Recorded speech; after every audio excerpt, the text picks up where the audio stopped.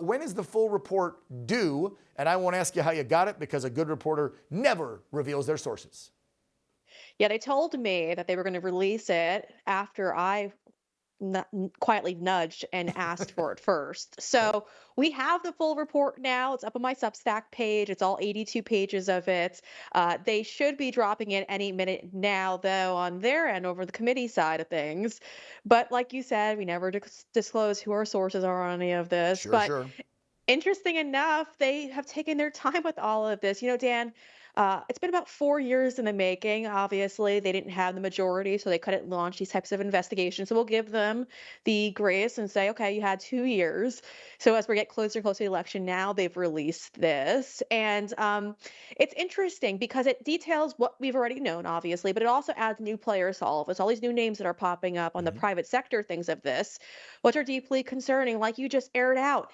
I mean, it's so insane that Facebook, Mark Zuckerberg, when he went in front of Congress, said, we did it because of the Intel communities, but he left out what you just read there. And that's Facebook wanting to cozy up Yep. to big tech. And so, I mean, sorry, to the Biden administration. And so they wanted to censor it to be more favorable to the regime change that was going to take place. How strange is that? That laptop story broke in the general public in early fall of 2020. You know, Breanna, that we broke that story in the summer of 2020. Rihanna actually went to Ukraine. Like, we had reports on this laptop, I'm pretty sure in like July or August, well before October. And of course, they called us Russian disinformation. They said we were working for Putin.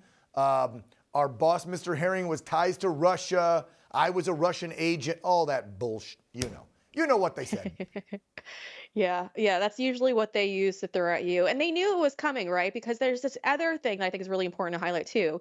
There was an internal message that was traded between Facebook employees back on July 15th of 2020, and it specifically says, and this is before it was released, the story, Mhm. right? You guys were reporting it, but the New York Post didn't release it until November, so keep that in mind. Yep. But when we get hauled up to Capitol Hill to testify on why we influenced the 2020 elections, we can say we have been meeting with, for years, the US government to plan for it.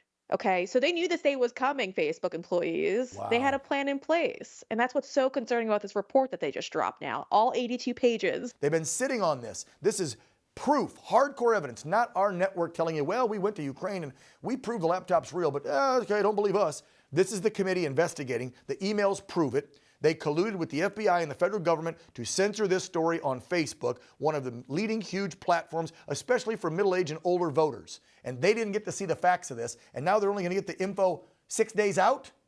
I call BS on that. Yeah, I mean, if there's any crimes that were actually committed in censoring all of this, I think we should start potentially looking at it when President Trump does make his way in the White House, because this can't happen again. These key players who did all of this, they need to either be fired and unhired by any company, and then those within the intel community need to be fired and prosecuted because they're not Amen. working on the behalf of the American people. And it's so infuriating that this continues to go on and there's no outrage. Like you just said, all these rhinos are quiet in all of this, and they've held all this information in. We should have had this either leaked to us or the full report weeks ago.